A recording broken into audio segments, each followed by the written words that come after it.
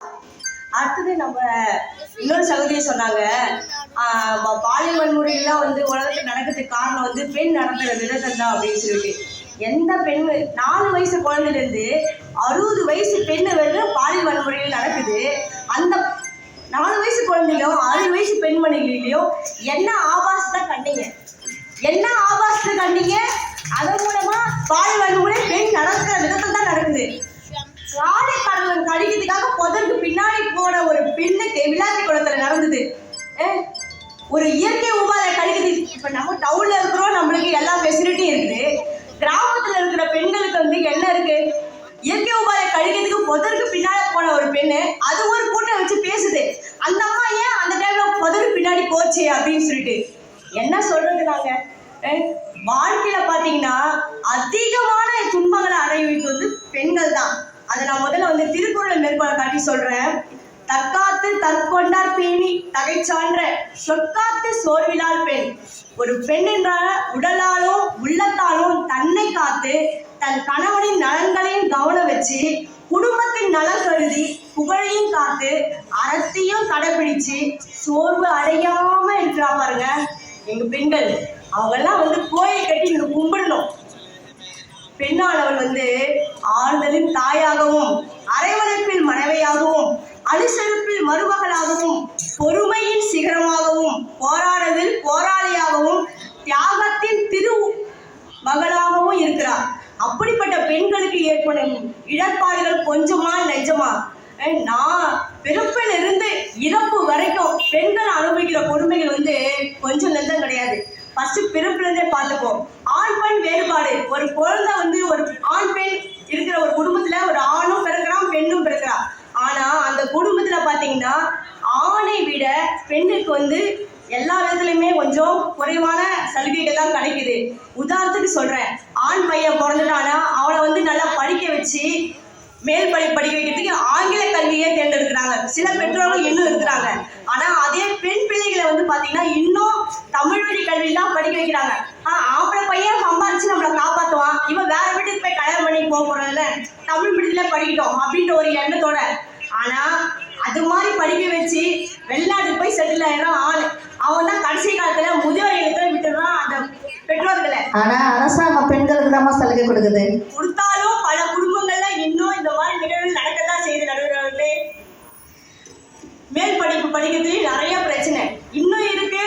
நம்ம பெண்களுக்கு இந்த மாதிரி படிப்பு தான் படிக்கணும், இந்த மாதிரி வேலைக்கு தான் போகணும் அப்படின்னு சொல்லிட்டு இடர்பாடுகள் இன்னும் நம்ம சமுதாயத்துல இருக்கு. அது இல்லைன்னு சொல்லவே முடியாது. சரி, படிக்கிறோம், படிச்சு முடிச்சுட்டு வேலைக்கு போறோம்னு வச்சுக்கோங்களேன். அந்த வேலைக்கு போற இடத்துல பெண்களை அனுபவிக்கிற கொடுமைகள் கொஞ்சமா நெஞ்சமா? மேலதிகாரி முதல் கொண்டு அவங்க வேலை செய்யற சக பணியாளர்கள் முதல் கொண்டு பாலியல் வன்முறைக்கு எவ்வளவு ஆளாகிறாங்க. போன வருஷம் இதே நாள்ல நைட் டியூட்டி கல்கத்தா நடந்த சம்பவம் உங்களுக்கு எல்லாம் தெரிஞ்சிருக்கும். நைட் டியூட்டி பார்த்த ஒரு பெண் டாக்டருக்கு நடந்த கொடுமைகள் உங்களுக்கு எல்லாம் தெரிஞ்சிருக்கும். யாரும் மறந்துருக்க மாட்டோம் அந்த நிகழ்வை. அதே மாதிரி ஹைதராபாத்ல ஒரு 5 அறிவு ஜீவனை காப்பாத்துறதுக்காக போன ஒரு கால்நடை மருத்துவரை பாலியல் வன்முறை செஞ்சு எரிச்சு கொண்டாங்க. அதையும் நீங்க மறந்துருக்க மாட்டீங்க. இவ்வளோ இடர்கள் என்னங்க பண்ணுவாங்க எங்க பெண்கள் சொல்லுங்க? படிக்கும் போற இடத்துலயும் தொல்லை, படிச்சு முடிச்சு வேலைக்கு போற இடத்துலயும் தொல்லை, கிளவியும் விட்டு வைக்கிறது இல்லை, அறியாத பசங்களையும் விட்டு வைக்கிறது இல்லை, குழந்தையும் விட்டு வைக்கிறது இல்லை. இந்த சமுதாயம் எதை நோக்கி போகுது? இன்னும் இவ்வளவு படிச்சு முன்னேறி வந்த நாடுல இருந்தாலும் நம்ம இன்னும் இது விஷயங்கள்லாம் பின்தங்கி தான் இருக்கிறோம். ரொம்ப சமுதாய சீர்கேடாதான் இருக்கு. திருமண உறவுல பாத்தீங்கன்னா ஒரு பெண் நல்ல கணவன் அமைஞ்சிட்டா பரவாயில்ல, நல்ல கணவன் அமையலன்னு வச்சுக்கோங்களேன், அவங்க வாழ்க்கை என்ன ஆகுன்றது நிறைய பெண்கள் வாழ்க்கை நேரடி நாங்கள் கண்கூட பார்த்துருக்குறோம். நம்ம சுத்தி நடக்கிற சமுதாயத்தில் நம்ம அண்டை அரசலார் வீட்டுகளும் நம்ம பார்த்துருக்குறோம். ஒரு நல்ல கணவன் அமைஞ்சிட்டானா அவன் பரவாயில்ல, கட்டி கொடுத்தா அவன் நல்லபடியா போயிடுவான். ஆனா கிடைக்கலன்னு வச்சுக்கோங்களேன், அவன் வாழ்க்கை திருமணத்துக்கு அப்புறம் ஒரு நாளும் இடையூறுகள் தான். கல்யாணம் ஆனா அந்த வரதட்சணை கொடுமைன்னு ஒரு இருக்கு பாருங்க, அதுவும் மறந்துருக்க மாட்டேங்க. வரதட்சணை கொடுமையால ஒரு எவ்வளவு பெண்கள் தற்கொலை பண்ணிக்கிறாங்க. திருமண உறவுல பாத்தீங்கன்னா சொந்த உறவினர்களால வன்முறைக்கு ஆளாக்கப்படுறாங்க. வன்முறை சந்திக்காத பெண்களே கிடையாது இந்த சமுதாயத்துல. கண்டிப்பா ஏதோ ஒரு வகையில பெண்கள் வன்முறையை சந்திக்கிறாங்க. குடும்ப உறுப்பினரால சந்திக்கிறாங்க, மாமியாரால சந்திக்கிறாங்க, கணவரால சந்திக்கிறாங்க. அது இல்லைன்னு மட்டும் சொல்லாதீங்க. அதுக்கப்புறம் பாத்தீங்கன்னா குழந்தை பிறப்பு சொன்னாங்க பாருங்க. குழந்தை பிறப்பு வந்து இயற்கை கூட என்ன செய்யுது, பெண்களுக்கு தான் இடையூறு தருது.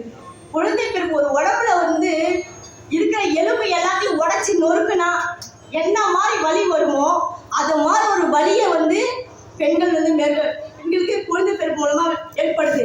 ஆனா என் பெண்கள் வந்து அவ்வளவு வலி வருதுன்னு தெரிஞ்சும் கூட அவங்க என்ன செய்யறாங்க, ஒரு குடும்பத்துக்கு வாரிசை உருவாக்கி கொடுக்குறாங்க.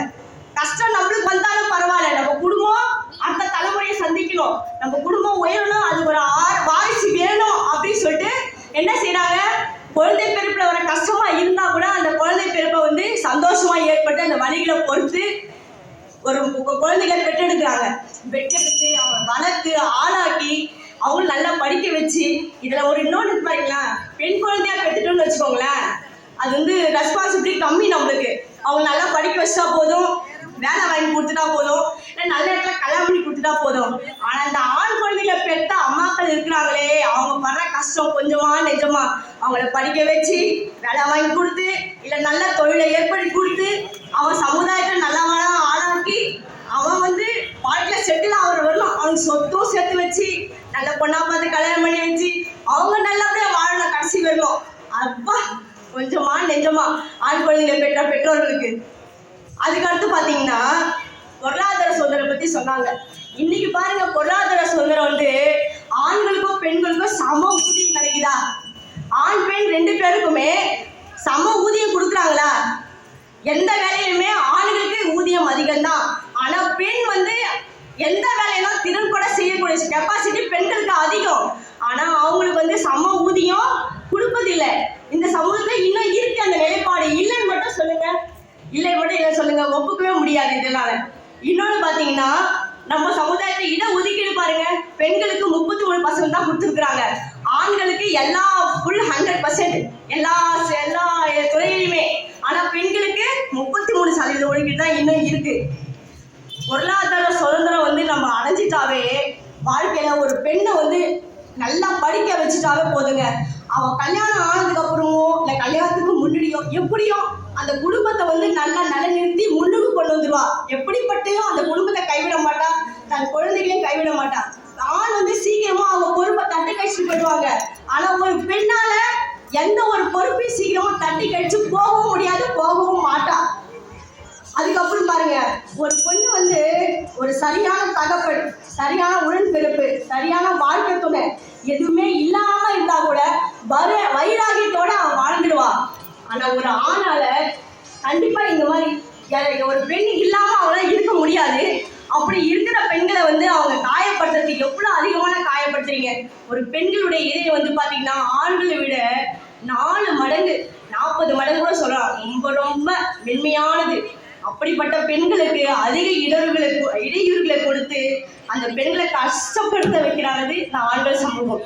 அதால வாழ்க்கையில வந்து கடின உழைச்சி ஒரு பெண் வந்து கடினமா உழைக்கிறா அப்படின்னா அந்த பின்னாடி அந்த வீட்டுல ஒண்ணு பொறுப்பற்ற தந்தையா இருக்கணும், இல்லைன்னா ஒரு பொறுப்பற்ற ஆண் மகன் அந்த கணவனா இருந்திருக்கணும்.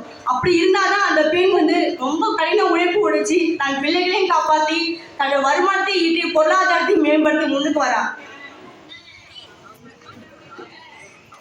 கடைசியா ஒண்ணு சொல்றேன், இன்னொரு திருக்குறளை சுட்டி காட்டி, மறந்தும் பிறன்கேடு சூழற்க சூழின் அரசூழின் சூழ்ந்தன கேடும். அதாவது இந்த திருக்குறள் வந்து யாருக்கு பொருந்துனா, நான் வந்து ஒரு பெண்ணுக்காக தான் இந்த திருவள்ளுவர் இதை எழுதினாரு அப்படின்னு நான் வந்து நினைச்சுப்பேன் எப்பவுமே. மறந்தும் கூட பிறருக்கு துன்பம் விளைவிக்காம இருந்தா நல்லது. அப்படி துன்பம் விளைவிச்சவனுக்கு அறக்கடவுள் வந்து துன்பம் விளைவிக்கும். அதனால பெண்களாகிய நம்மள கருவில அன்னையா சுமக்குறாங்க, கருவறையா பகிர்ந்து கொண்ட தோழியா இருக்கிறாங்க, மனதிலே சுமந்தாங்க மனைவியாக, உன் தோளிலே சாய்வால் நல்ல மகளாக, உன் மகன் கரம் பிடித்து நடப்பால் நல்ல மருமகளாக. இப்படிப்பட்ட பெண்களுக்கு இடர்களை கொடுக்காமல் நல்ல சமுதாயத்தை உருவாக்கணும் அப்படின்றது தான் என்னுடைய வேண்டுகோள். நன்றி, வணக்கம்.